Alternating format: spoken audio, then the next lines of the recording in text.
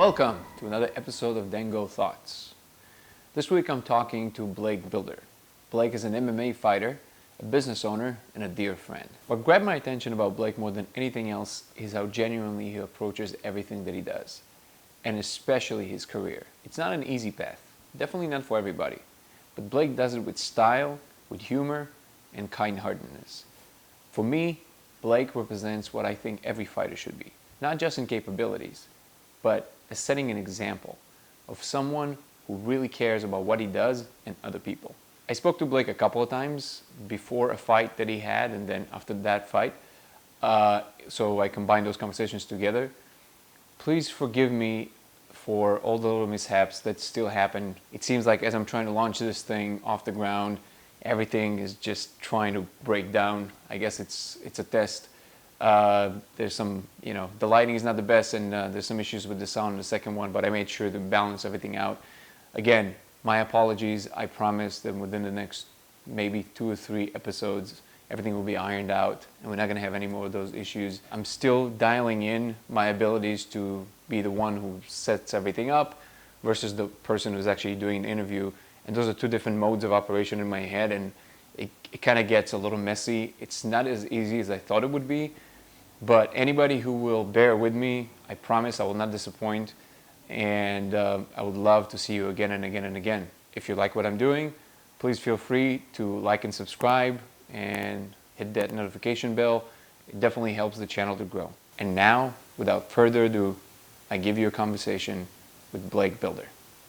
I deeply appreciate that you agreed to do this because I know that you're training for a fight. Yeah. So, in a second here, I'm gonna get out of my setting up mind, and I'm gonna back into my interviewer mind. So you give me 5. You have to wind down, bro. It's crazy. It's crazy. Thing. It's a thing, bro. It's a thing. It's weird. It's about attitude, right? So like attitude is how you do your attitude is how you feel, and it's the thing you do. So 100%. Everything you do, you can't. I mean, in fighting, it's the best example because you have, the way you walk in the ring is how you feel and all that jazz. But it's pretty much in everything. So when you're setting up stuff, it's like so specific. It's so removed from the human domain. It's like just specific lights and shit like that. That it doesn't really.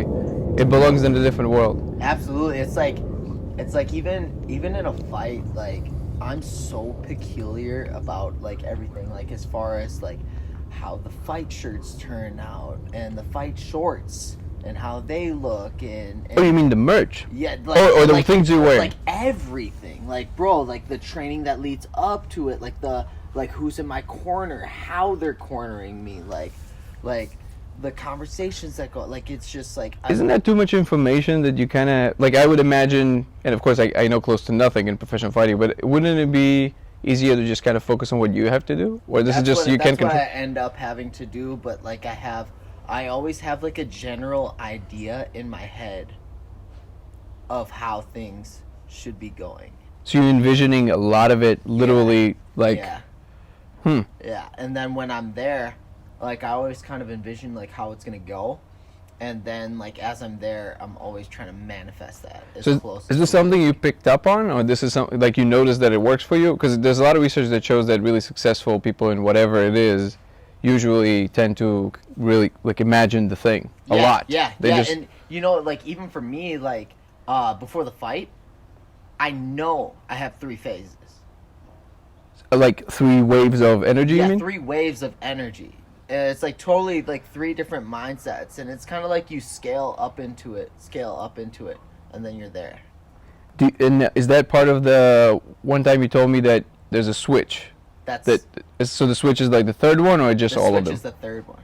Interesting. The first one, I'm just like walking in, slap dap, what up, good to see you, da da da da. We're in the back room. Like you're just chilling, like I'm calm. What's up? And then you go to the fighter meeting, and as soon as the fighter meeting gets done, everybody goes back to the locker room, and your heart starts to race, and the adrenaline starts to kick in. And you start to think, and you start to review, and you start to calculate, and you start to focus. And so you start going into this different mindset. I'm always just kind of like like da da da da, like chill, relax, and then like as soon as that happens, it's like, okay, it's go time. Like this is about to go down. So do you think this is something that, and this is a genuine question, right? So like, do you think that switch is just a nice way of talking about it, or do you really feel that there's something different when you kind of pull it off? It's like an energy level and a focus level that really belongs to a different sphere of things in your mind? I think so. I think so. It's like it's like almost like a radio dial. Like you're just tuning it. Okay, right there. Yep, that's where we need to be. So flow. Yeah. Okay. Yeah, and the way that I go into it is like it's like flowing into that state. And I just know that, okay, we're at tier 1.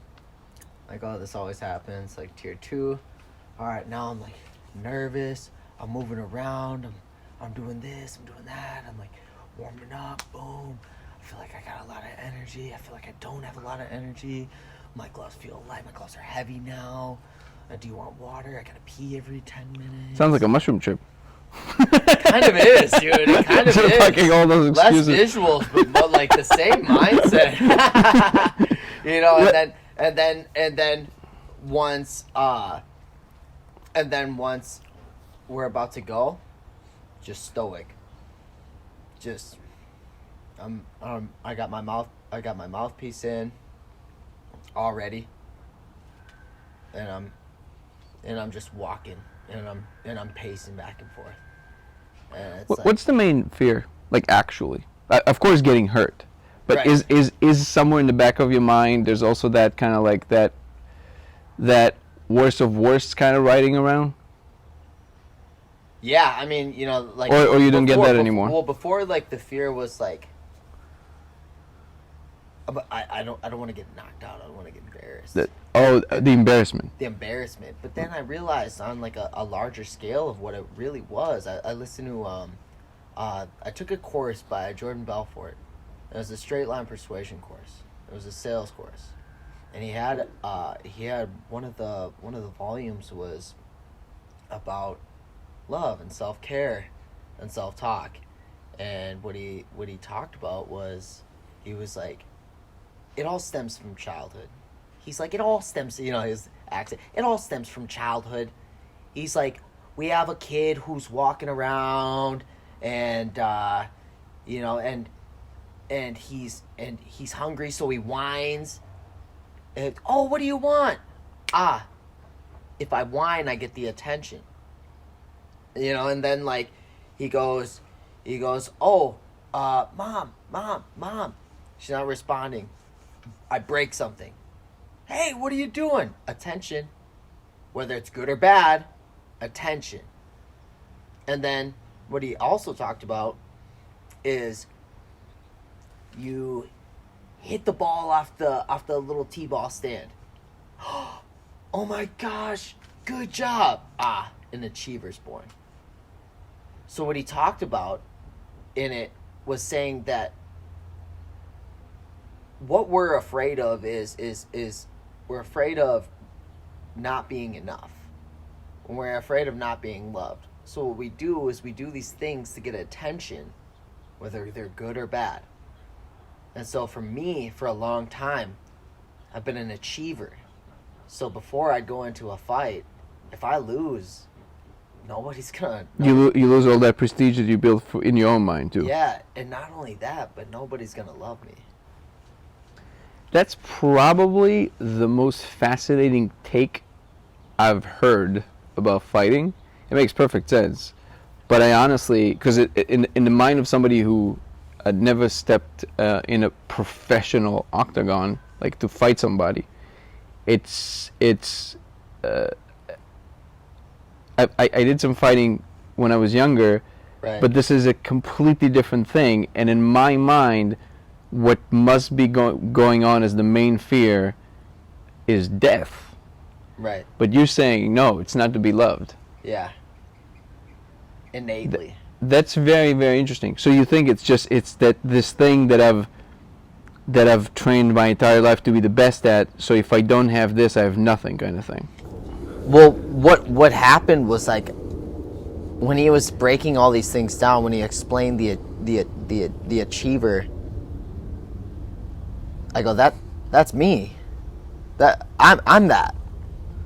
You know, and you're craving that attention. As he goes, it goes back to childhood. And I go, that makes a lot of sense.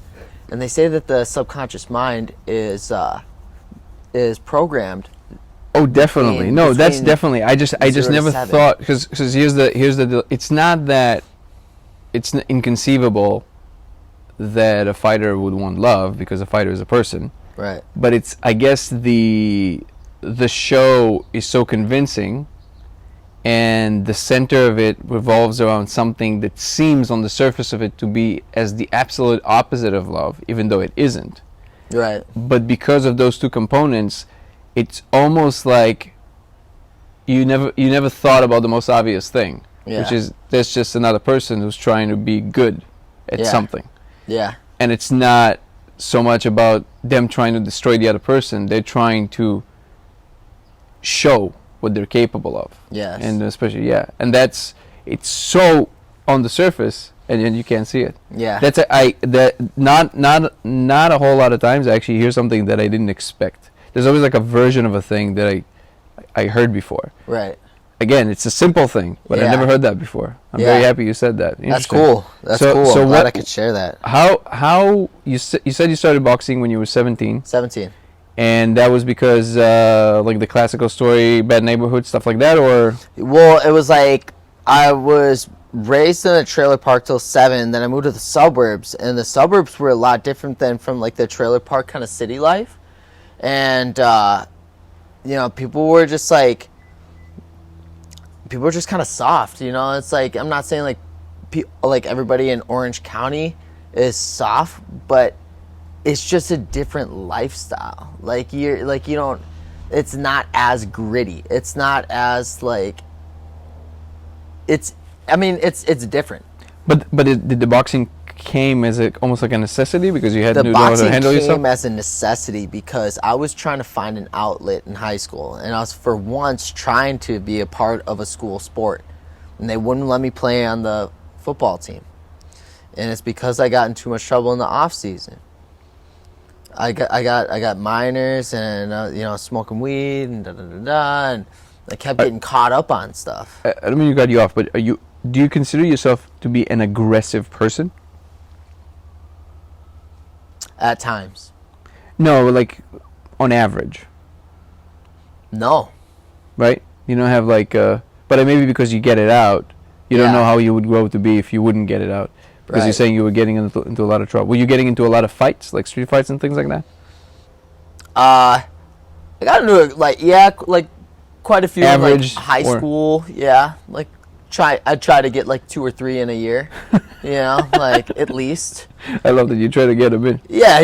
It's like, okay, like it was just kind of like, if you heard about a fight, who got into a fight? The whole school would, like, you know, it was just like, it was a big thing. It feels like it doesn't exist anymore. Right. It feels like it's like now it's just like all social media violence. Yeah, right. It's like attack catty at each other on social media. And what has the most views? Well, yeah, because like more people. Who wants to watch it? Like, dude, every time I put up, it's like a social lynch. Yeah, 100%. Every time I put up like a fight video, like if I put like up a street fight, I always get a ton of people hit. Oh my gosh, that's hilarious. They're like, oh my god, that was crazy. If I put up boxing or MMA, it's like a little bit expected, but street fight is like, you know, it's kind of outlaw, you know. It's like, you don't expect it as much. Yeah, people don't. Yeah, you expect it from like specific areas, but right. I feel like back in the day it was just like more across the board. I mean, clearly it was. I guess just the level of violence was always different, but you know, people would get into fights everywhere. Now it's just almost like not part of the cultural zeitgeist. People don't want to get into fights. So like, I want to keep this interview super simple because it's before the fight. I don't want to get into like all kinds of head games and interesting turns that we might take. Right. We can save that if we do an interview after. Right. But I do want to ask you one thing. You got to a certain point. You became very successful as a boxer, right? What's the highest accolade that you got as a boxer? Probably Probably getting to the national Golden Gloves. It's not to put you on the spot. I'm just trying to like build a picture of. Oh yeah, for sure. I mean, yeah, because my first tournament was the Golden Glove tournament in 2013 in Macon, Georgia, and I won the regional, and then I won the state. So that's huge. You fight one weekend, Saturday, Sunday, and then the next weekend, Saturday, Sunday. My first match was a bye, so I had a bye, and then my second match was Sunday. It was my first actual like boxing match, and that was regionals. Yeah, it was regionals. And then I won that, so I qualified for state. And then I went back next weekend and beat the first guy on Saturday, and then I won the tournament on Sunday. And then qualified for nationals in Spokane, Washington, but they didn't like have it funded right. It was like super weird. Like when my buddy won it, you got a jacket, you got a Golden Gloves jacket, you got a... Wait, you won the thing and then you didn't get to go to the nationals? Right. That's weird. Yeah, but they deemed you as the Golden Glove champion in 2013. It was in Macon, Georgia, and then you're supposed to go to Spokane, Washington, but they didn't set anything up. See, when I won it in 2017, they gave you your ticket. They paid for the plane ticket and everything. So, yeah, I don't know if they did and it just wasn't sent out right or... Okay, so you got to a certain level there. Then you decided, okay, I'm going to take it one octave up. Yeah. Start MMA, which is crazy. That is a crazy jump. Right. But you're clearly a very capable guy in your mind, too. Yeah. Do you think if you get to a level where you feel like, okay, I can just ball in a completely different way without doing this, would you let this go? Or this is something that at this point you do because you're just good at it and you just want to see how far you can go? Like, would you take more the Connor way, which is super successful, but for him it seems like business is way more important than, he loves the fighting. Yeah. But I think if he would have to pick, I think at this point he would pick business. Oh, What do you feel? Yeah, I think it's just time and a place. I think you just see where you're at, and you just see where you're really at, and have an honest conversation with yourself, and just, hey, do I want to do this anymore? Is this something that I want to do? Do I want to push towards this? And for me, I do, because I want to see what I'm capable of. Do you feel a price? Is there brain damage, things like that? Yeah, for sure. I mean, you never want to be one of those guys that's talking funny. No. Do you feel so far, or you've been pretty lucky and pretty good? Like you've been good enough to be able to avoid severe damage. Yeah. Okay. Yeah, and you think about it. Like a lot of the wars in the gym. A lot of the sparring. You guys call it wars? That's cool. Oh yeah, dude, yeah. I mean, you have some gym wars, and sometimes things get heated and sparring gets personal. Yeah, I mean, dude, I didn't know that you could get bruising on the inside of your lip. But a guy I never sparred against last Friday. So I'm out wrestling a wrestler, and so that's and so he's just. I could feel how energized and how annoyed he is. And so I step back. I think we're just touching, because we are, or at least I am. I'm being a good partner. And he just from the hip rocks me. Boom. I remember seeing it slipping the jab, and he's a southpaw, so I'm going into his power. Boom! It hits me as hard as he can. And dude, I didn't get flashed or anything, but dude, my head jolted back. It's a 6-ounce glove. You didn't expect that either. Yeah, and I'm not expecting it. Yeah, you're not fighting. Yeah, you're sparring, because when I'm throwing punches at him, I'm pulling all of them. I'm touching them softly, and it's but that's what'd you do? Stuff like that. Did you have to overlook it because otherwise it would escalate, or? Yeah, I mean, for me, like, I'm a professional. Like, this guy, he had, like, 10 amateur fights. Obviously, like, being a dickhead. So I was just like, so I double pumped a jab, faked an overhand right, dropped low, picked him up and dumped him on his head, and then just whap, whap, just, like, palmed him in the ear. Like, where it cups the ear, so it makes your head go, Yeah, I don't know how that's legal because you can literally probably tear the eardrum. Oh, for sure, with the compression. Isn't that like death dangerous? Like internal bleeding, all that shit? And that's legal, right? Yeah, that's legal. Yeah. That's weird. Yeah. Temples is weird to me. Yeah. You can't hit in the back of the head, right? Like you can't elbow in the back of the head. No, you can't, because that's where all your memory is stored. Right, but you can elbow. Yeah, not in the back of the head. No, but you can elbow down. Not 12 to 6. Oh, not 12 to 6. But 1 to 7, okay. That's okay. So angled, okay. Yeah, little angle is fine. What's the worst ground and pound rule that is allowed? You think? Like worst as far as like can do damage. Just hammering or? Oh yeah, hammer fist.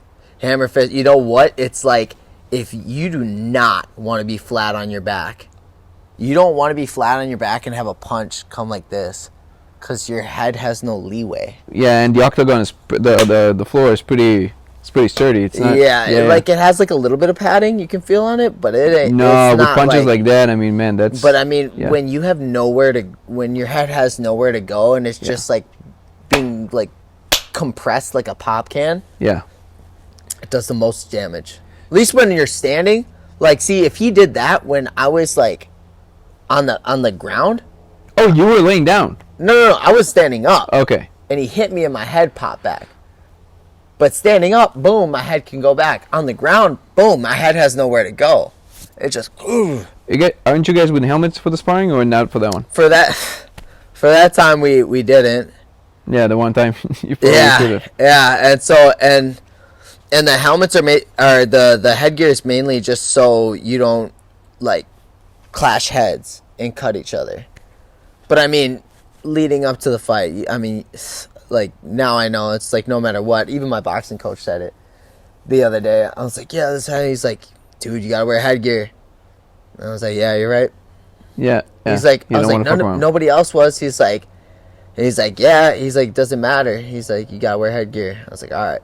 Yeah, that's why.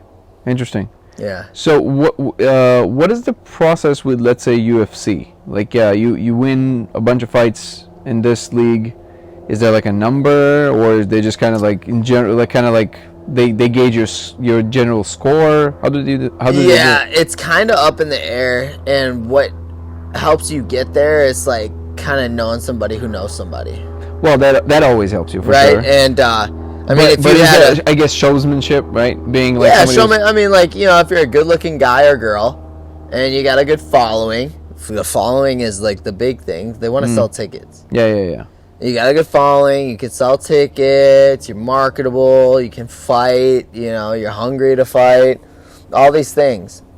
You know, all these things play into that variability of, like, you being successful and them wanting to promote you. Interesting. Yeah. So, when you said your 5th professional fight? 5th. And this is something that you've been around the block here again and again. You start training for a professional fight 2 months in advance, 3 months in advance? Usually. Like, what's the...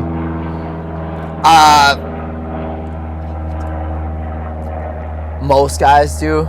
For me, like, a fight camp is just like... I don't even know what that means. Why? I'm always in fight camp. You know, like, it's like when people are like, oh yeah, I'm starting up my fight camp. It's like... No, but you can't... Okay, maybe you can. I don't know. But, like, it just seems to me that it's not like Fight Island, right?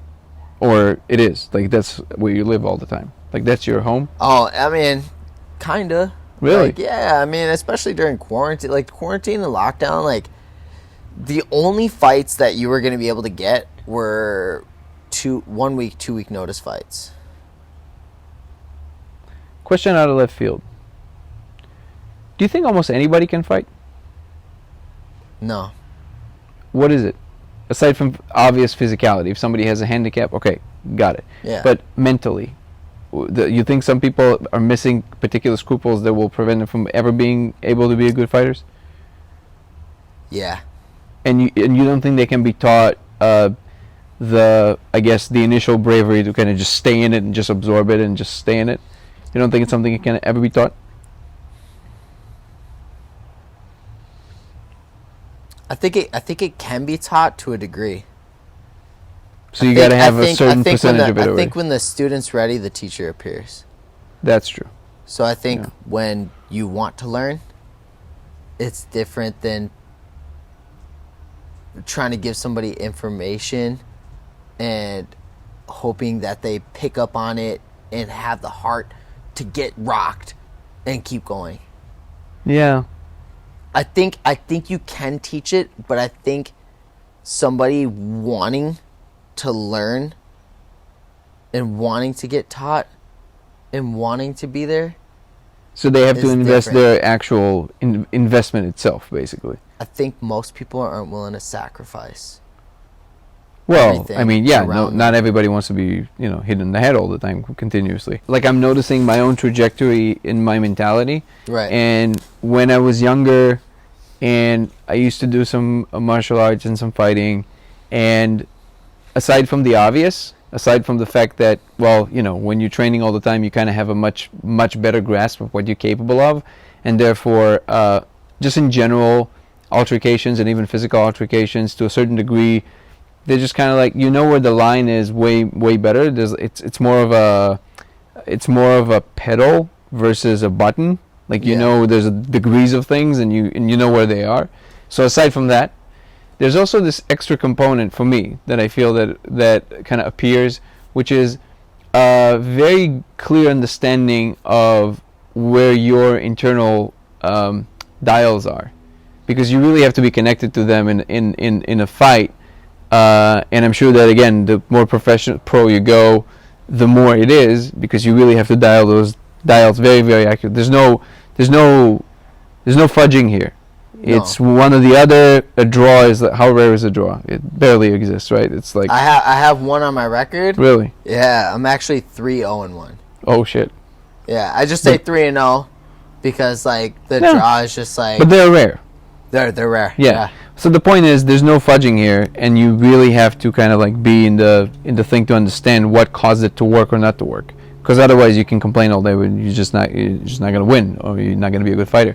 Right. But my point is that ability to see those dials, it does appear to a certain degree with other things that I get good at in my life. Yeah. But it never appears in the same degree. So, for example, something that I always tell people that never had any fighting experience, there's this feeling that it's not quite like anything else, and you're going to have a better outline of what it is, but I'll just pitch it to you. It's the feeling right after the fight. It's this kind of serenity that I can't even like. I remember I came back from one fight. It was some show fight, but it was when I say show, I mean like it was like a, what is it called, exhibition kind of thing. Yeah, exhibition. But it sounds so glorious. It wasn't. It was just like they called it like an exhibition thing. Yeah. But it was like it was a very hard one. That's actually the one that I stopped fighting because I actually started noticing I got kneed pretty bad, and the only thing that I think I told you this before, I just ducked on time and it just hit my forehead. I don't think I would have a nose because he had a big knee, and it really, like, I was like, oh. And then for 2 weeks I kind of felt like sick, and then I would get up to go get something from the kitchen and I wouldn't remember what I wanted, so it got that bad. And I was like, okay, that's because I wasn't making money doing it, so it's not worth it. Of course. So but the night, even though it was all of that, the moment of, like, when everything is out, it's pure. Absolutely. I don't want to sound like airy fair, but it's pure. It's like very, just, you can just sit with your beer and just like, nothing can ever bother you. This is something that I think that comes after you really know that you took everything you possibly could out of yourself. You couldn't possibly go higher octane than that. Yeah. So you like it's satisfaction and all the you know the adrenaline that just pump through your body. It's like the ultimate thing. It's like it's what it makes you, is what I like. What do you mean? It's what you have to become in order to do the thing. Like I remember a great speaker, Jim Rohn. Right. He said he was Tony Robbins' teacher, right? Yes, and he was like. He's like, don't set a goal to be a millionaire. He's like, you give a guy $1 million, sure, he'll lose it probably right away, unless he become a millionaire. You got to become a millionaire to keep the money. And I was like, that's interesting, but most people are missing the point of what he's saying. He's like, don't become a millionaire for the money. Become a millionaire for what it will create in you to get the money. 100%. And so I set lofty, hairy, audacious goals because of what it will create in me. Yeah, we will make off of you. I actually always think of it exactly like that, which is that the tasks that you perform, they make you, they literally, they digest who you are and reconfigure your internal states into something that is now a different thing. Yes. And that different thing is the product of your labor, not the financial adage to your life in any form. Because in the end of the day, it's not even a feel-good kind of saying. It's kind of obvious. If you do something on a high level and it's good, you can't not make money doing it. It's not how it works. Right. Somebody's going to come and pay you to do that. Yes. But I 100% agree. I literally imagine it this way. It doesn't matter what it is. It can be editing. It can be whatever it is that you get good at. Yeah. It's the grind of the trying and the failure and the falling on your face. And again, in fighting, is just everything is just accentuated because it's just way more higher octane. Yeah. That's also why the results are way higher probably. Well, the risk versus the reward. Exactly. And it solidifies a character that is I think is very rare because it was forged in the most intense of fires, in moments in which there's no left or right, there's no moments of hesitation because that's death. Yeah. But beyond that, in fighting versus many other sports that are very dangerous, football is very dangerous. Yes.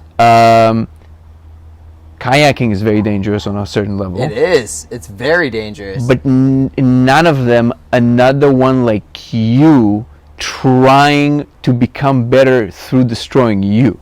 Yeah. Yeah. And there's something about that that is a very different kind of thing, which is like, oh, it's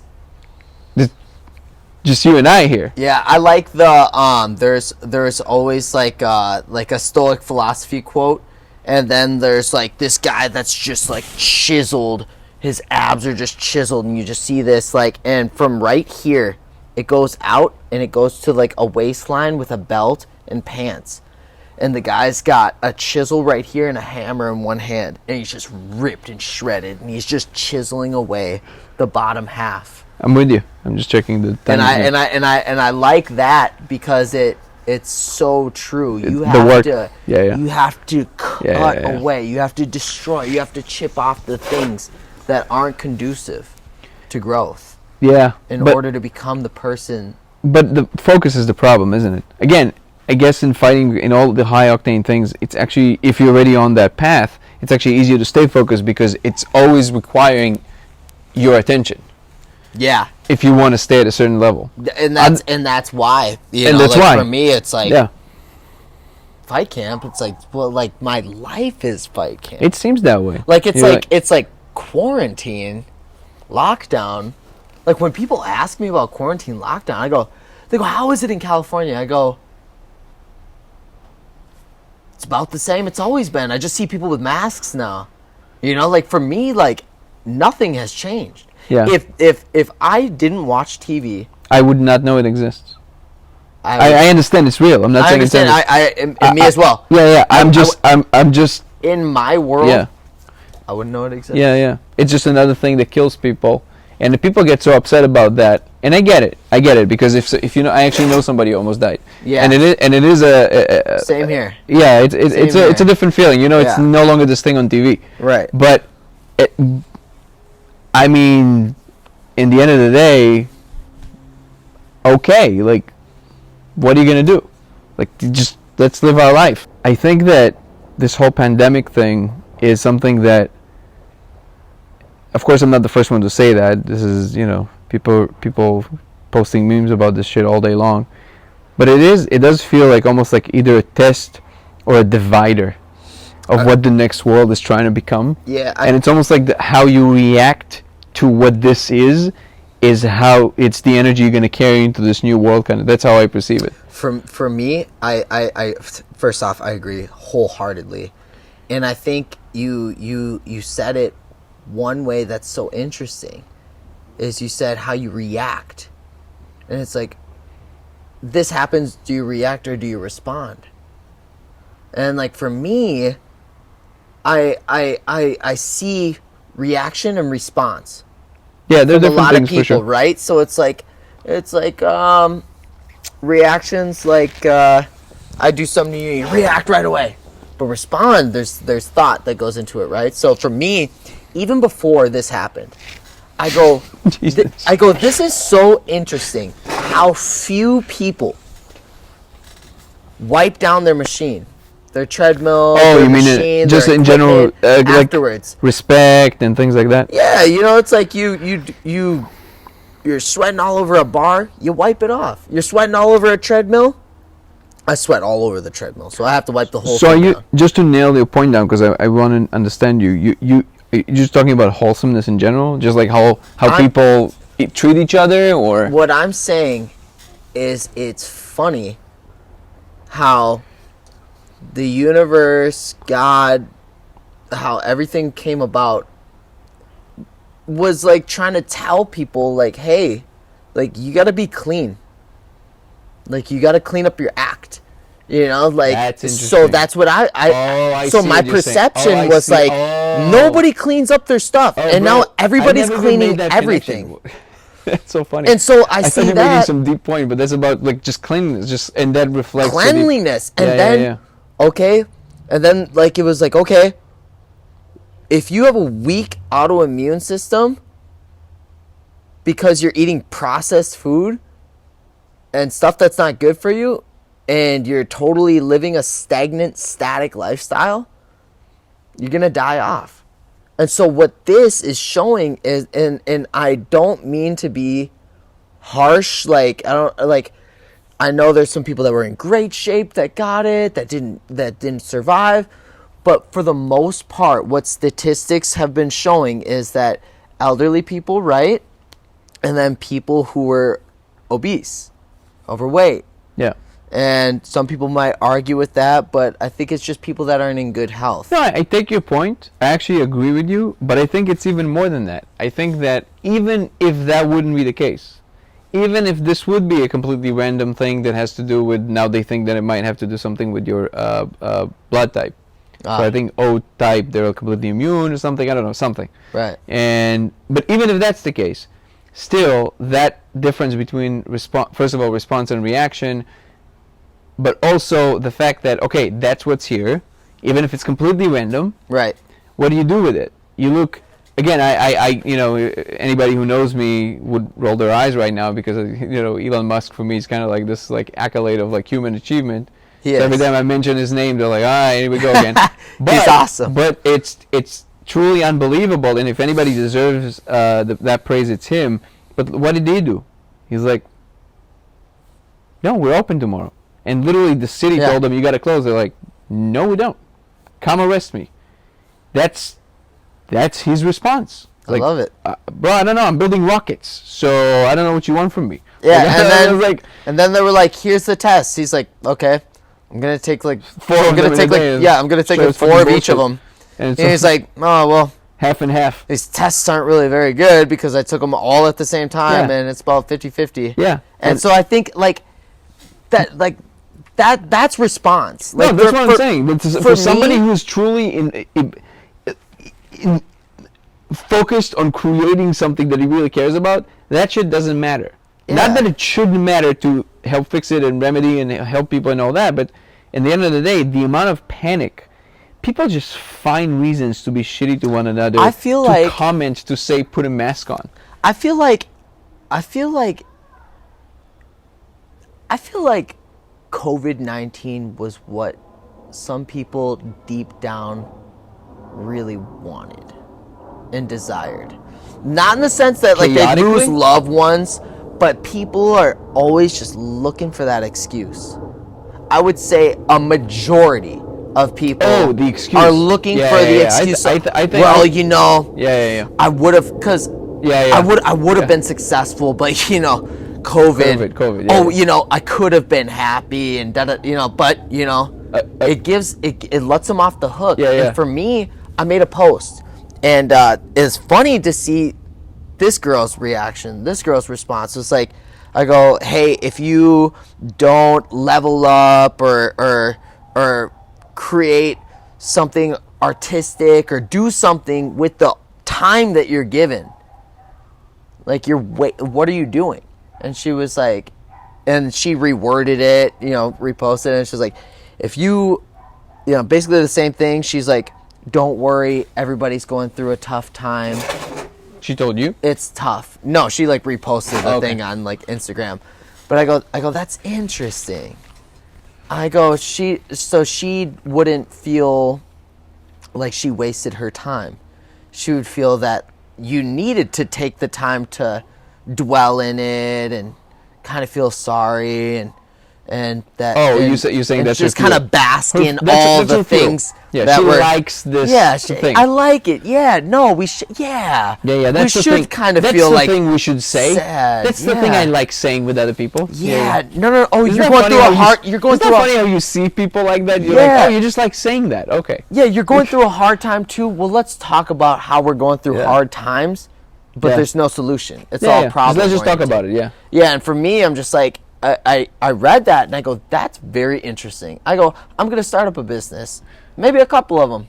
I was like, and I'm gonna make it happen, and I'm gonna get fights during the lockdown and the pandemic, and I'm gonna be respectful and wear a mask and like, you know, respect other people. I'm not just some like crazy savage, you know. I like, but also at the same time, it's like,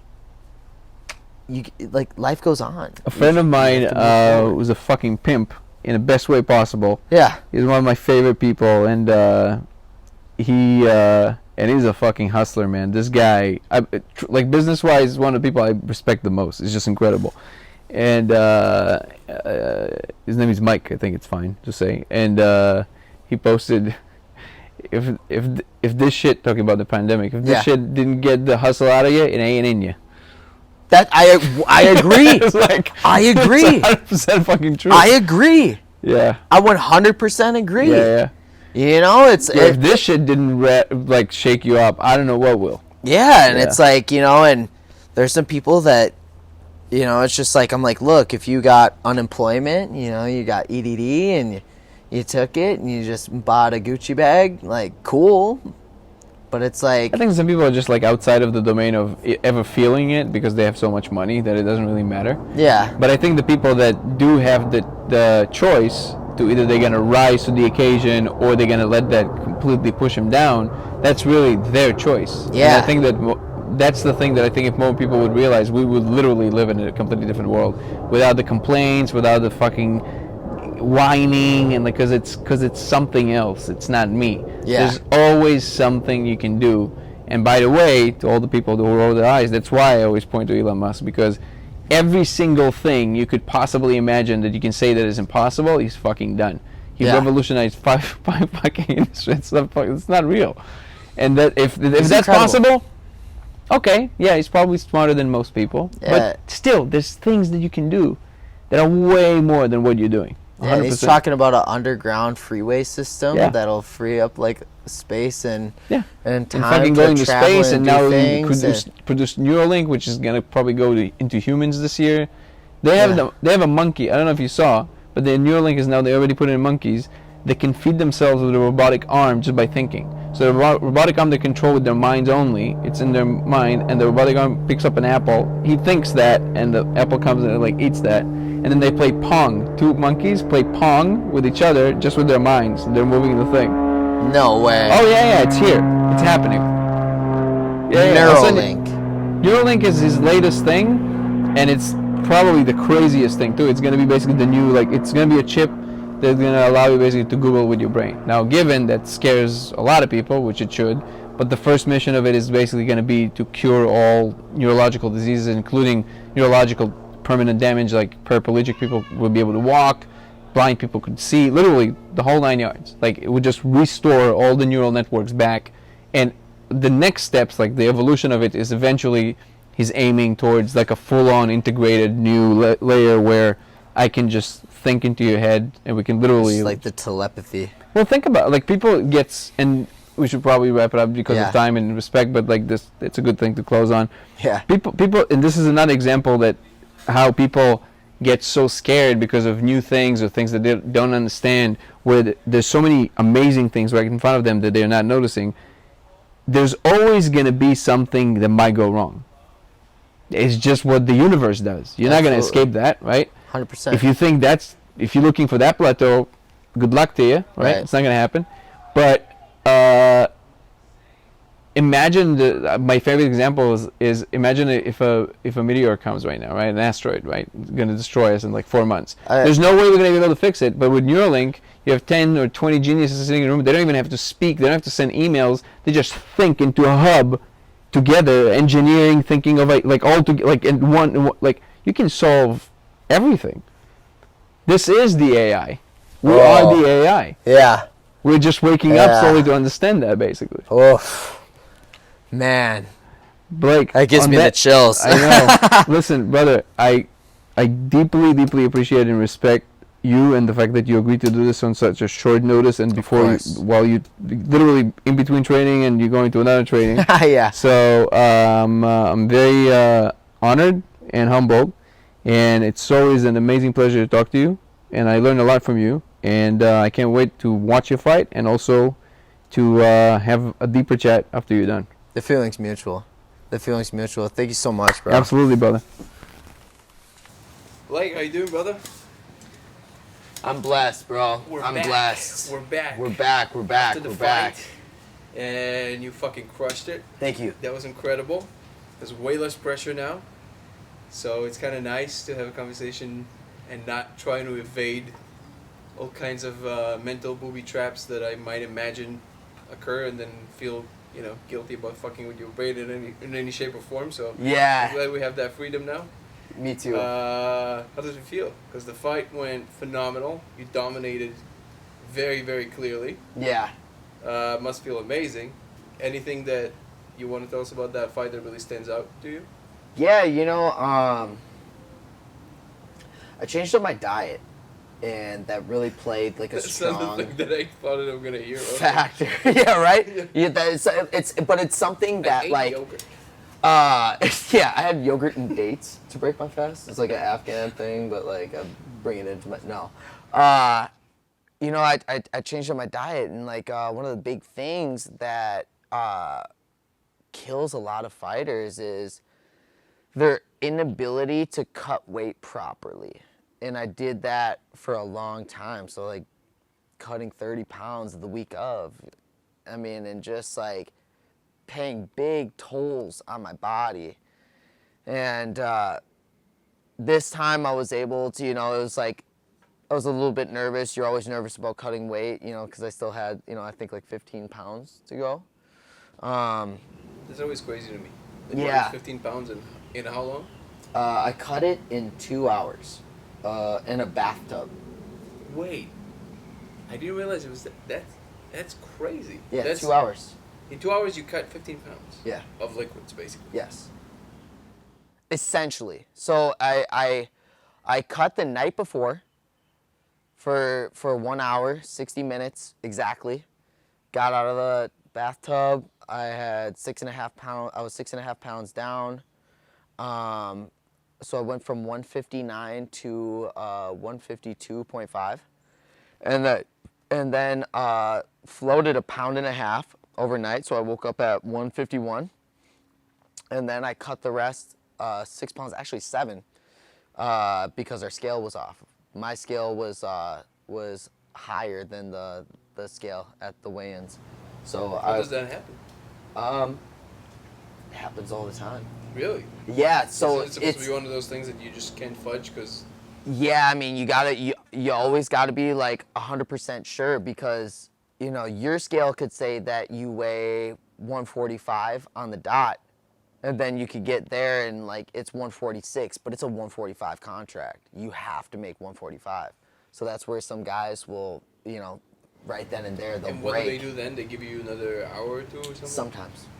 Okay. Sometimes, yeah. Sometimes they'll give you like 30 minutes or an hour, or whatever amount of time to cut the weight. And I think it kills a lot of fighters, because once you're there, like a lot of the times you're in a diminished state. Like you're pretty weak. Like I used to get to the point where my hearing was going in and out. So this time the weight cut was really nice, and I felt good, and mouth was a little bit dry, but I think that's just from the adrenaline, a little bit from the weight cut, maybe a little bit of too much sugar before going in, but I felt good. And everything went smooth, and it was just like, there's always that nervous energy before, but I felt calm, and I just felt like this is what I'm supposed to be doing. Like I'm on my mission, I'm on my vision, I'm on my purpose. I'm afraid, I'm scared, I got all these emotions and all these fears, and it's like, but I'm gonna follow through with what I said I was gonna do. And I went out there and just performed and did exactly what I fought against my ego to do. My ego said go in there and put on a striking clinic. And then I thought about it for a second, and I prayed. And after I prayed, it was like, go in there and win. Don't make a point to what you think others want you to do.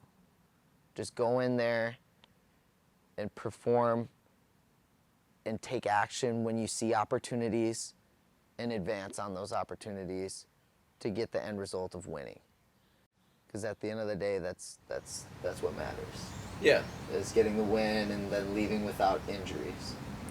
So so if you would, like the other way, like you said, to put a striking clinic, you would essentially, you're putting yourself you're also putting yourself more into jeopardy, right? Because the risks involved with that weren't good. And then a month later they said that we were in contention for a title fight. That's amazing. So was the guy, sorry I don't mean to cut you off, but the guy you were fighting, was he a good striker? Yeah. So yeah, he was a good fighter. I didn't even realize it. I didn't look up his topology before I fought him, but yeah, he was Kane Luger. He did really good in the upper Midwest circuit and in the region. I mean, I think he was 7-1, 8-1 as an amateur, and he was 4-1 as a pro when I met him. And okay. So yes, you would definitely putting yourself in more of a jeopardy if you would be trying all kinds of fancy things. Absolutely, and he comes from a good striking school. Like one of Eric Koch's guys, who was he's one of Duke Rufus's guys, seasoned veteran in the UFC. And I'm sure he spars with those guys and passes on his knowledge, and it just made sense. When people are gaining momentum, sometimes it'll build that confidence and it can diminish yours. And in the fight game and in the fight, confidence and momentum is everything. So you have to destroy that. And I see that this guy's kind of playing like a karate style. Now, if you looked at his older tape, it would say this guy is gonna be very defensive. He's gonna kind of like move slowly and gauge it almost like a boxer, like slow in the first round, and just very defensive. And this time he came out attacking and very like karate, boom, like in and out, trying to eat up the lead leg, and take me out of like almost that boxing stance. And it was a good game plan on his part.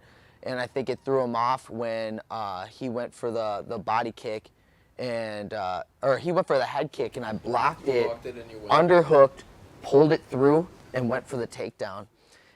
You know, I just wanted to break the momentum that he was like starting to build, and I could see that he was starting to get comfortable, and so I just wanted to break that comfort. And you know, it was like if I got the finish on the ground, great, but if I didn't, you know, it's like, all right, now I just drained this guy's energy and just made him so afraid of going to the ground with me that I could feint a shot and come up with big shots up top and create openings all day because he does not want to go down to the ground with me. And that's how you finished it. You finished with a reverse triangle, right? Yep. And then what is it called? You basically, I have no idea what it's called. Basically, you triangled his neck with your, like when you were reversed. Yeah. And you also put him in an armbar at the same time, right? Yeah, so top-mounted inverted triangle from crucifix position to finish with an Americana. Yeah. Is that like an espresso at the end? Yeah, with like a chai latte sprinkled with white girl. Yeah, in Uggs. What's Americana? Americana, that's like it's like an espresso with water. No. What's Americana? Oh, that's Americano. Americana is when you have an arm lock going upwards, right up Got here. it. So this is an Americana. Straight arm lock would be arm bar, which they considered it. It was not an arm bar, but it was close. And then going backwards with it is a Kimura. Kimura. Interesting. Yeah. Okay. Yeah, that was a beautiful finish. Thank you. We were all like amped up watching you fight. Yeah, it's so cool. It was so cool to like go and watch the videos of like everybody watching it. You know, the projector screen. It was so cool. That's and great.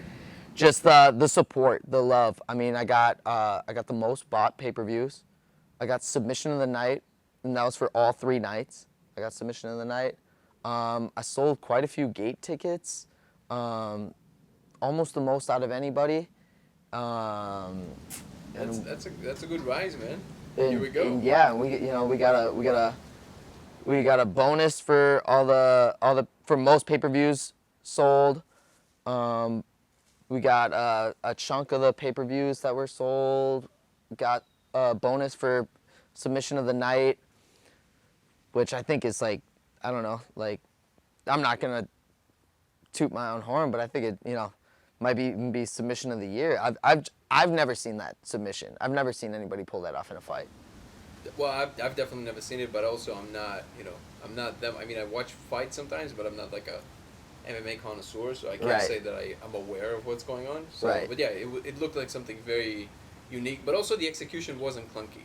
Like, again, I know enough about fighting to know when somebody's trying really hard and it keeps slipping, you know, and it's not working. It wasn't like that. It was like boom, boom, boom. It was like textbook. Yeah. Whatever that was. It was just like, next, next, got there, boom. It was very jiu-jitsu-like. It was Yeah. like, Yeah. 1, 2, 3. Yeah, for me, you know, it's I had an old coach, and I was like nervous in the back. He's like, "What's going on, Blake boy?" He's like, "You look like you're gonna cry." I was like, I'm fucking nervous, man. I was like, I feel like my arms are heavy. I was like, my mouth is dry. I was like, I don't feel confident. He goes, now look. He goes, you got superior striking, fantastic jiu-jitsu. He's like, you go in there, pick that joker up, lay him on his head, get that submission, get out of there. He goes, now, in all my days, I fought, I wrestled, I did a bunch of stuff. I seen some lucky knockouts in my day, but I ain't never, not once, seen a lucky submission. I go, yeah, he goes, That's he said it like that, and I was like, man, you know, I know a lot of people want to see the knockout, but there's a certain level of appreciation for a submission. in people that understand what's going on. Yeah, for the people that understand what's going people that on. don't understand what's going on, for them it's just a lot of almost stalling. It seems to them. Yeah, you know, it looks like hugging. When you're feeling somebody out on, or not even feeling out, when you're trying to go, when you have a game plan on the ground, people who don't really know much about fighting, to them it just looks like you're just like trying all kinds of shit. Like it doesn't Yeah. look like anything is actually like planned there, which is where it's the most planned. Really. 100%. Yeah, yeah, yeah. Absolutely. Yeah. Question. A little bit out of left field, still on the subject. Because I wanted to ask you last time, and then for some reason I forgot. Yeah. What's the simplest advice that you've ever gotten in the gym or doing a fight or anywhere related to fighting that was so simple that it just stuck and you're implementing it? To Physically quit before you mentally do. Say it again. Physically quit before you mentally do. Can you expand on that? Yeah, so we were going into strength and conditioning, and I'll never forget that moment. I mean, I like it, like even now when I think of it, it evokes so much emotion in me, and it was like a big turning point in mindset, in spirituality, in emotional maturity, and in my physical nature. Because we were going into strength and conditioning before training, and they had just started doing that, and I was new to all this, you know, and we had a top of the line facility, and he was like, and it was one of the coaches, I think it was Mark Dale, and he was like, now guys, we're going into this workout, but it's more than a workout. He's like, you bring your mindset, you bring your problems, you bring your lifestyle into this. And what you do here, everything matters. Every rep matters. Every second matters.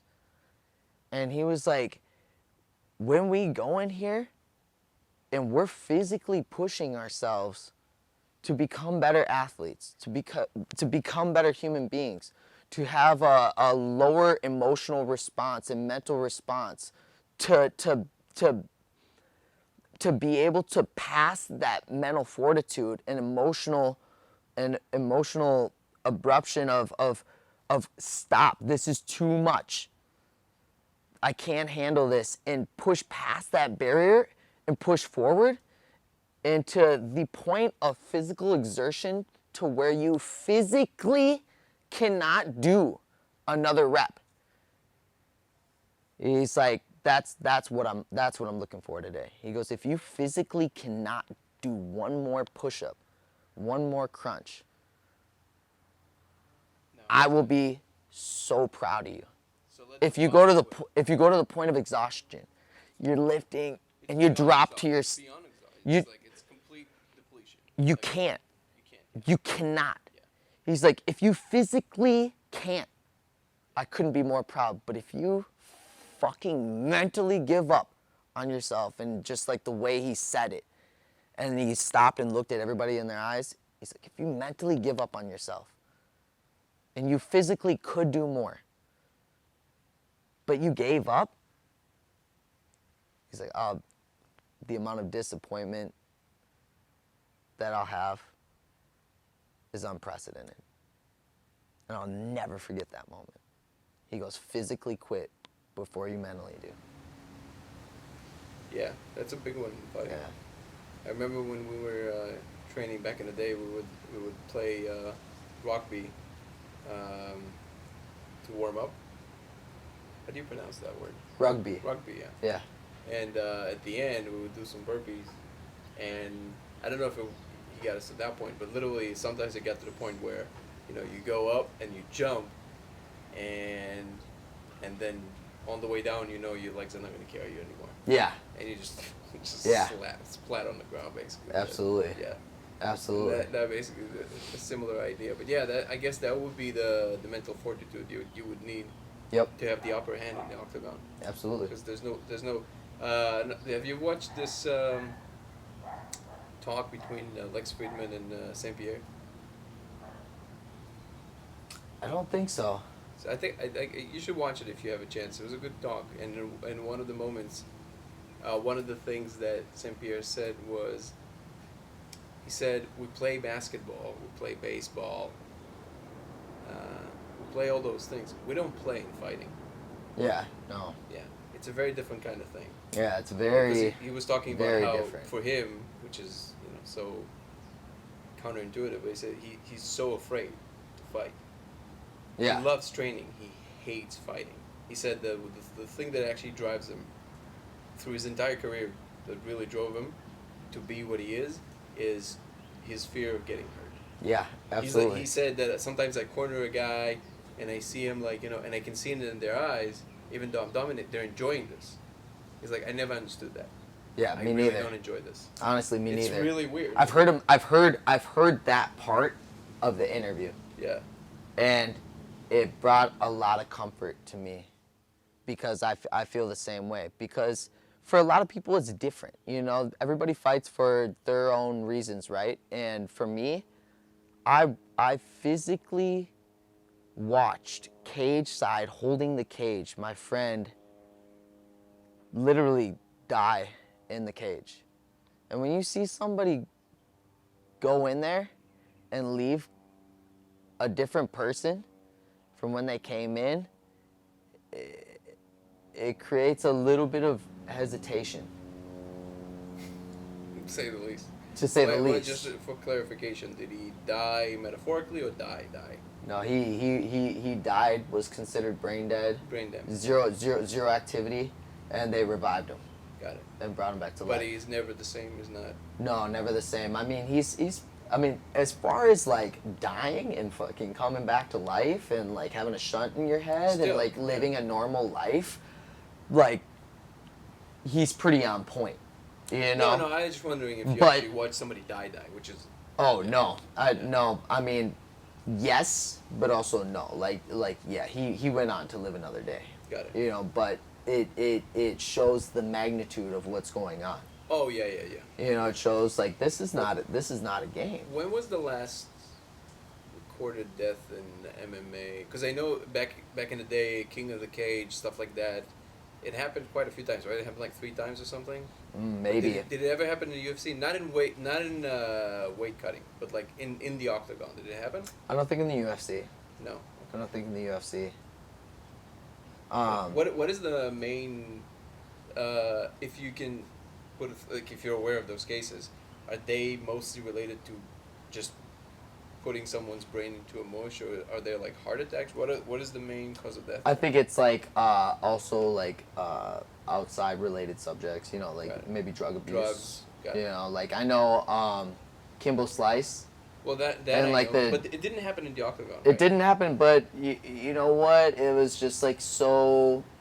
Predicted. Yeah, I mean it was so close together in like the entirety of like how that went, that it's just like, oh yeah, like that was largely due to like, I mean I'm pretty sure he was having a heart attack.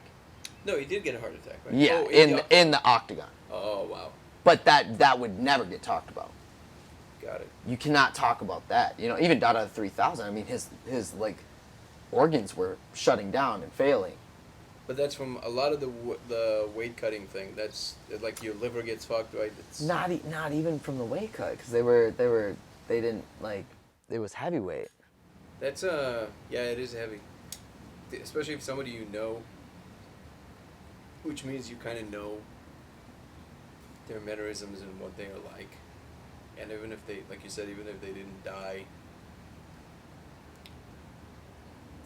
for good, you see what part of them, I guess, died. Yeah. It was left in the octagon, which is like, yeah, like you said it perfectly. You understand the weight of the situation. Does it follow you now, or you're Absolutely. pretty good Absolutely.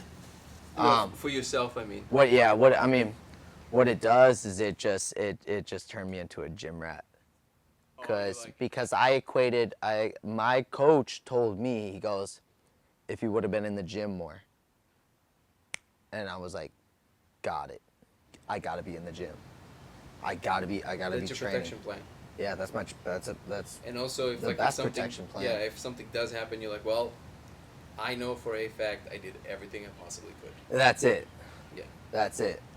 yeah, because then you can't blame yourself, which I think is Right. the harder thing there, which is like if something does happen and you kind of know it happened, then you have to live with you knowing you didn't protect yourself fully. So Yeah. it's the guilt. of Knowing yourself, yeah. knowing you gave half-ass effort, knowing you Yeah. didn't give 100%, knowing you didn't put it all in, knowing you had some reserve, you know, and knowing that somebody beat you because of that, and it's like that's the worst. And no matter what, it's all on you. Do you think if and when you have kids, there's just some sons, obviously, I would assume like you would want them to do something for self-defense and things like that, because Absolutely. But Absolutely. would you push them into MMA? No. No. Would you prevent them from doing that if they want to? No. Just No. gonna have to live with it. Yeah, I mean, every warrior has their path, you know. Like everybody has to find their way in life, you know. And I mean, if they're called to it, great. If they're called to being a professional chess player, then by all means, or like it's just whatever you choose to do, just make sure that you enjoy it. Make sure that you're able to give back with what you're learning and what you're doing. So like the selfish act of becoming an outlier and obsessing and putting so many hours can be given to somebody, and you can bless somebody with that. You know, like that's the most important thing I think that I would want to pass on, is like anything that I do or have done from my own personal experience that has changed my life for the better and directed me on a better course of action and decision making is something that like I will promote to other people. You know, like juicing. Like I'm like, juicing changed my life. You know, everybody should have the juice, you know, or get a juicer. You know, if you don't buy it from me, you should get your own. You know, and I encourage that and I promote that. You know, because it Definitely worked for OJ. Wrong juice. People were like, man, beautiful performance. I'm like, yeah, bro, I'm on the juice. They're like, oh, that's why. I'm like, yeah, bro, green juice, beet juice, carrot juice. They're like, I'm like, yeah, that's pretty much it. How do you feel that it changes, just as far as vitality and energy throughout the day and when you wake up, things like that? Yeah, But also, completely mental fog, bro. I mean, it's just like my diet was not good, like before that. I so mean, now like you wake up in the morning, there's no like, for the most part you wake up and everything is like, yeah, rise and yeah, shine, baby. yeah. I mean, I mean, it's like it's almost like I remember the first time I got trigger point therapy, and I was like, wow. He's like, how do you feel? I was like, dude, I didn't know that my right hip flexor wasn't supposed to hurt. It's like you don't know how sick Yeah. you are until you're not. Yeah, it's like when there's a very loud AC and somebody turns it off. You're like, oh. Right? Yeah. Yeah. Yeah, I didn't even hear the white noise before. Yeah. You know, but yeah, you know, that's what it was. It was almost like my body responded of like, dude, fucking finally. Like, jeez, like we've been waiting for this for a long time, you know? It's So what is it about juicing? Is it that the nutrients are just in a more compact form and there's just like a lot of it at once, so your body gets to digest more of it, or? yes, and it's a lot easier on your digestive system. So you're getting like all these nutrients, vitamins, minerals that are broken down, and it's easy for your body to digest it. And so it takes like the digestion process is what is so important. Like that's the big thing. It's hilarious because there's this one video that it's like a parody, and it's funny because like knowing you and knowing what you stand for, and Yeah. also how high octane performer you are. Yeah. I know that like it's very real and it must have those benefits. It's just like I'll send it to you. It's like they're like the juicing guys and they're like these like frat boys who are like, yeah, I totally got the juice. And the way you describe it, like, oh bro, this sounds like that. But I know for a fact that yeah, dude, got greens and yeah. but I'm sure it's like it actually has the benefits you're talking about. It's incredible. Yeah, because you got to know your body to do what you do. Absolutely. You can't, again, there's no fudging. Like, you wouldn't keep doing it unless it would actually make a difference. Because it's not about telling people you do a thing. You already do a very impressive thing. It's not in anywhere in your priorities, so. Right, yeah. And it's like, all I know to do in life, what I've learned, from, taking 12 steps that have changed the course of my life and created one of the biggest paradigm shifts that I've ever had is like, in there you learn that like, you have to speak from your own experience, strength, and hope. It's like I can't like what my experience is might not be the same for you, but it's my experience, So that's why, especially when people ask me about things, I use a lot of I feel statements, because it's my opinion. Well, the only difference there, let me cut you off, but the only difference there is that your experience is a little bit more science-like in that most of the time when people make shit up or are not aware that they make shit up, like they Right. they have an impression of a thing but really it came from something else and Yeah. they don't.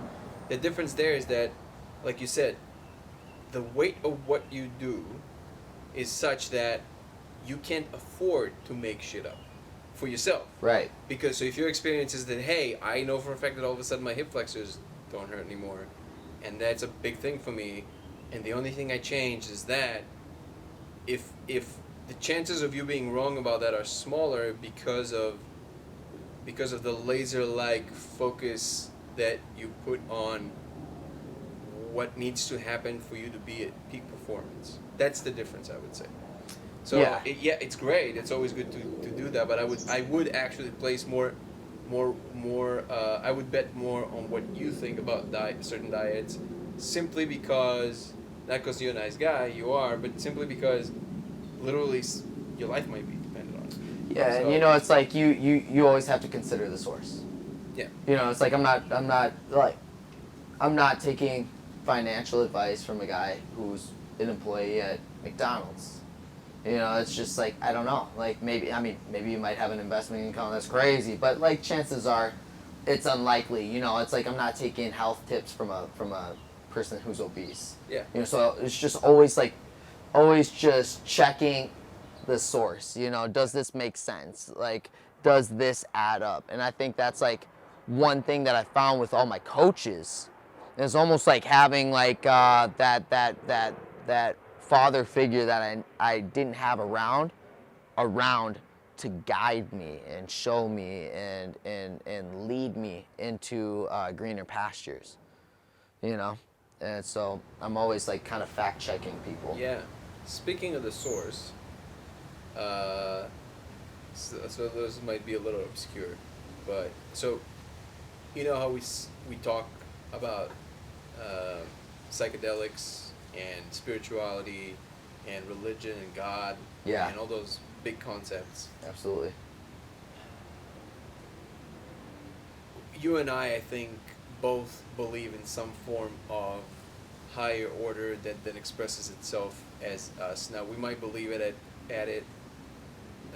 in slightly different forms. You're a Christian. You believe in the biblical God, and Yep. I come at it from a slightly different perspective. But I think we both agree that there's some higher structures that express themselves here. Absolutely. Right? How do you view fighting in that picture? What is it an expression of in the higher realm, do you think? It's really interesting.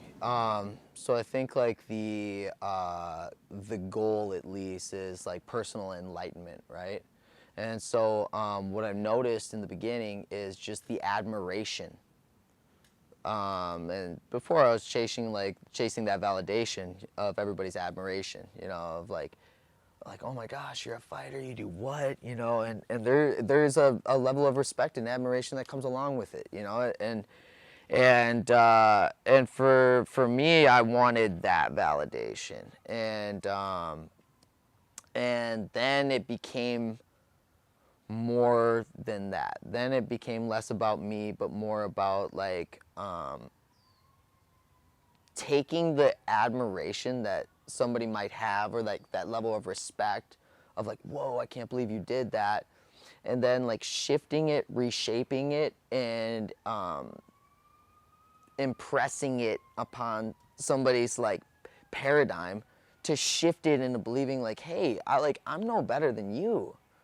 Like I just like relentlessly obsessed and focused on one thing and wrote it down time and time again and would not change what I was doing for anything. I was just laser focused, tunnel vision on this one goal, and that's how I got it done. Like, you're more than capable of doing the same thing.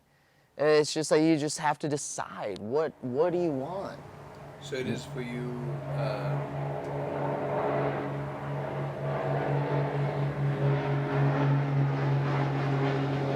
I know.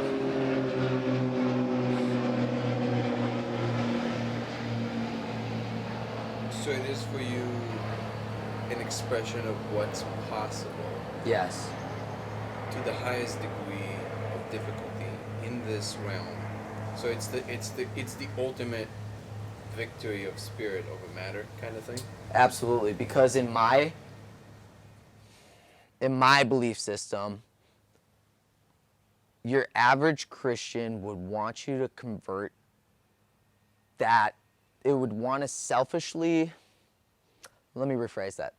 It would almost want you to direct everything that I'm doing, and for me to take the admiration and respect and present it to them as like, as my belief in Jesus Christ is the reason why I have this. He can also do the same for you. And it's almost like, if you choose to believe what I got going on over here, you can have the same things too. And that's not my approach with it at all. Whether somebody chooses to believe in a Christian God or a Muslim God, you know, whether they want to call it Buddha, Allah, Christ, higher power, universe, whatever that may be, it's for them to illuminate and move towards the highest expression of self to create the same for others. It's to help other people find their own personal truth. So one tiny nuance there that I see, because I agree with all of that, but there's another layer there. So for example, you can say that you can also push towards the what's physically, or like the ultimate victory of mind over matter in this realm. Yeah. And go about it like Wim Hof. Just, climb Mount Everest in your shorts, which is fucking bonkers, right? It's incredible. His toe froze off and just kept on going. Like, yeah, that's another way to go. But so what I'm trying to say is that you can do that, but it doesn't involve violence. So my point is, and this is the true interest I have, because I was thinking about it a lot. Like, because under the eyes of the Lord or the source or whatever it is that you want to call that, everybody are equal, which means that even all the way to the deepest, domains of hell, it's still the children of God, right? So I had this thought, and I didn't want to instill it in you before, because I wanted to hear what yours was. But the idea is that we are the bridge between both. It's not even two. There's like different kingdoms and a different array of like energies and things, and we are kind of this bridge that brings it all together in this world. So everybody are competing for our attention from that place, and trying to express themselves here through us. Yeah. And then if we are lucky, then we find a way to integrate as many of them as possible into a form that then we call our personality and our life trajectory. So the idea was that for something like fighting, it definitely has this like dark component, right? Because for sure. yeah, it's very those it definitely belongs in the dark arts, right? But the way that I see it, it's not like it's competing or against the light. It is, like you said, it is the light is, you want to shine that and you want to help the world, right? But the energy utilized here is that that's almost like the yin yang. It's like this like perfectly very much so. So you resonate with that idea. Yeah, very much so. Very much so. It's really interesting, you know. It's like even like I'm very like attracted to like I have Galatians 6:9 on which is like I'm a Cancer, and like all these kind of relations to like that yin yang symbol. It's essentially the yin yang symbol, and it's like the light and the dark, and we both have it. And you know, it's like even like the Gucci symbol, I really like it because it's like kind of like that 6'9", you know. And I like in Galatians it says, never grow weary of doing good, for at just the proper time we will reap a harvest of blessings if we don't give up. You know, so it's just saying like keep at it. Like it's not going to be easy, but if you don't give up, like you'll reap the harvest that you're seeking, and it'll be there for you, and it'll be a harvest of blessings. Yeah, you know, you need to be able to utilize anger and all the things that we consider to be from the negative side in order to achieve certain things when it's appropriate. Yeah, and it's like we all have this. Yeah. You know, it's like we all have this, but how do we appropriate it? You know, for me, it's like I took a negative and turned it positive. You know, I was supposed to be another statistic. You know, statistically, I'm supposed to be in jail. I'm supposed to be a drug addict. You know, I'm supposed to not have my own business. You know, it's like, and all these things that people have told me that I was going to be, like, makes me out to be like grow up and be a failure if I were to have listened to them. But I just saw something different for myself, and I was able to find that through the hard work. Those are the blessings that I get from the hard work that I put in, from striking iron on iron, and you know, it's just I feel no weapon formed against me shall prosper, and I just feel like I forgot the saying, but it's like basically as iron strikes iron, another man strengthens another man. You know, it's like as iron sharpens iron, another man sharpens another man, you know. And it's like, right, you know, it's like, and it's like, and that's what we're doing. You know, we're in the room with a bunch of people who are hungry, and you don't find it very many places. You know, like I love Wolf on Wall Street because who cares what it is? They have their purpose. And I love that Jordan Belfort, I took his straight line persuasion course. He said at the beginning of every day, what? Monday through Friday, What did he say? he would tell people like, hey, like, do you want to, like, this is for people who want to work. This is for people who have a purpose, have a mission, have a vision, and know where they're going. If you want to make money, it's right here. Dial.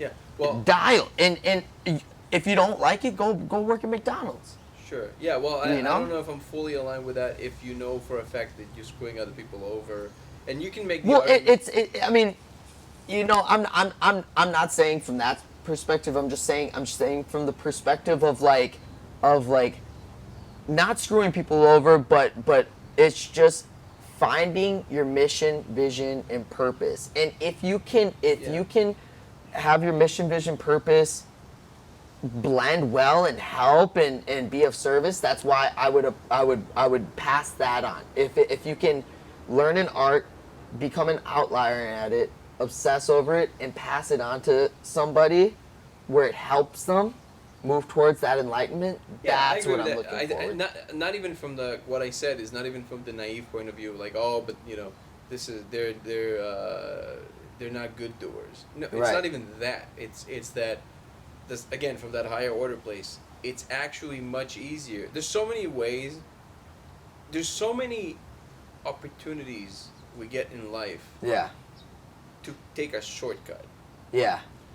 on the back of what other people don't know. Now you can make the argument that well, you know, they should have been smarter not to fall into that. Fully acceptable. However, from that higher order perspective, it's not even somebody sitting up the way that I view it. It's not even that somebody's up there sitting and like having a chart. It's that the structure of things is such that when you do that this way, this is the energy that you put into this, which means it's a very self-serving, not outwards looking in the sense outside of what you think you're going to get from it. Therefore, it's this closed loop that sooner or later will close in on you. Yeah, and that's there's that. the difference between Elon Musk, Yeah. that again, people rolling their eyes, but somebody with those abilities who's not taking the easy way out, but Right. every single time the hard way out where it's forward-looking, expansive, looking for what it actually does in the hardest way possible without actually doing it on the back of other people losing something. Yeah, I think it's just taking what you like. I think in the beginning of the day, it's smart. What the point that I was getting at is saying, this is where I was, and if you don't like where you were in the past, like now I'm in the present moment. I was there. I can change this. Yeah. If I was a dirtbag, I could be honest. I could be if I was selfish, I could be selfless. If I was a coward, I could be courageous. I can choose that. So it's finding those things that you might currently be doing or might have like a pattern of in the past, and taking the time to recognize that every day and choosing to do the opposite of that. Blake, we are both very busy people, and it always saddens me when time cuts us short. Right. I would actually love to do this every once in a while, just as a regular thing, because I think our conversations are fascinating, and I really enjoy them. Yeah. So if you're open to it, we should do this like on more of a regular basis. I learn a lot every time I talk to you. I would love that. When is the next fight? The next time? July 31st. July 31st. Yeah, July 31st, Northern Iowa, in Mason City, Iowa. So right now they're just matchmaking, looking for an opponent for me. Oh, there's no opponent yet. Yeah, no opponent yet. We had somebody in mind, but Are there like what are the rules? How long before they have to tell you who that is? No rules. No rules. We should know within like the next like couple weeks, though. I would say. Where can people buy tickets? Do you know, or? Not yet. Okay. Yeah, so it's just like I don't even really wanna. July 31st is when when the game plan is to move forward. Will it happen? I hope so.